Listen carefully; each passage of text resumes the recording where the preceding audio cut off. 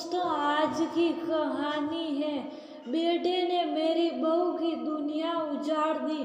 दोस्तों, कहानी शुरू करने से पहले अगर आपने हमारे चैनल को अभी तक सब्सक्राइब नहीं किया हो तो कर लीजिए ताकि आपके पास पहुंच सके हर नया वीडियो। अरे कमला काकी, तुम यहाँ कैसे? सैताली हैरानी से बोली। हाँ बहू रिया, मुझे पता लगा तुम्हारी काम वाली काम छोड़ गई तो सोचा पूछ लूं कि मैं वापिस से आ जाऊं। कमला काकी बोली, पर काकी आप इस उम्र में फिर से काम करने आई है, सब ठीक तो है ना? सैताली बोली। हाँ बहू रिया, ये कहकर कमला काकी जमीन पर बैठ गई। उनकी आंखों में आंसू थे जो सैताली से छिपे नहीं। काकी, आप रो क्यों रही हो? सैताली हैरानी से बोली। नहीं बहू रिया, वो क्या है ना कि बाहर धूल उड़ रही, शायद कोई तिनका गिर गया हो। आप मुझे काम बता दीजिए, फिर मुझे घर भी जल्दी जाना है। कमला काकी उठते हुए बोली। रुको कमला काकी, बैठो वापिस और मुझे बताओ बात क्या है आखिर। सैताली कमला काकी को वापिस बैठाते हुए खुद भी जमीन पर ही बैठ गई। कमला काकी सैताली के यहाँ कई साल से नौकरी करती थी। जब सैताली दुल्हन बन इस घर में आई, उससे पहले से उम्र में काफी बड़ी होने के कारण सैताली के पति, देवर, ननद सब उन्हें काकी बोलते थे। सैताली भी काकी ही बोलने लगी। काकी एक किस्म से घर की सदस्य ही थी। सैताली की सास की विश्वास पात्र थी वो। उनकी मृत्यु के बाद भी काकी सैताली के यहाँ काम करती रही। कमला काकी अपने परिवार के बारे में ज्यादा नहीं बताती थी, पर हाँ इतना पता था उनका बस एक बेटा है। पति की मृत्यु बेटे के बचपन में ही हो गई थी।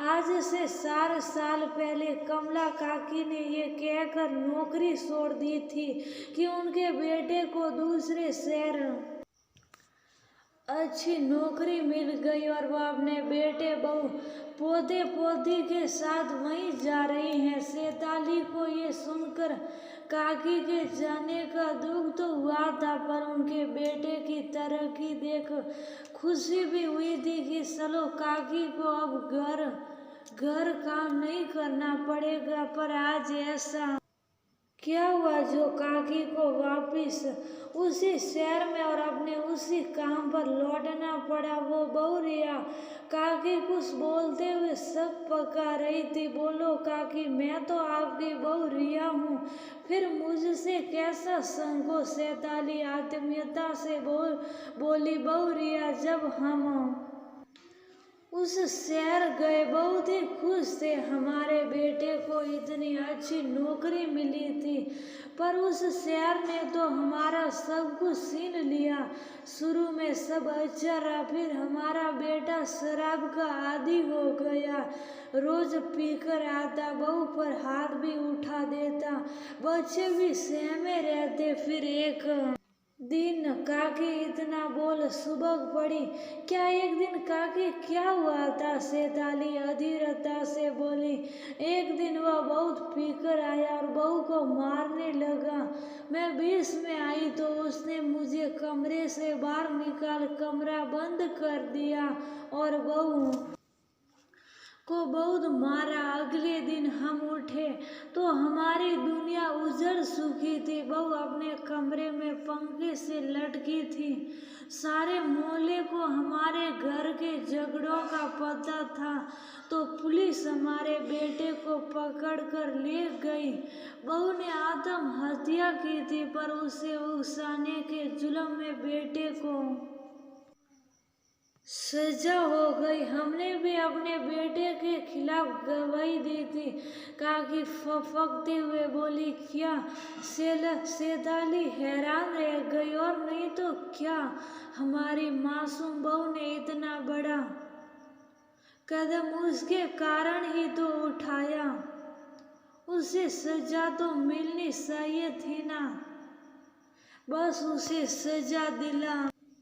अपने पोते पोती को ले हम वापिस यहीं आ गए, क्योंकि वह उनके बाप के कारनामे उन्हें जीने ना देते। कमला काकी बोली, काकी सलाम है आपको, आपने वह कर दिखाया जो किसी साधारण माँ करने की सोच भी नहीं सकती। अब आप कहाँ रहती हैं सैताली उस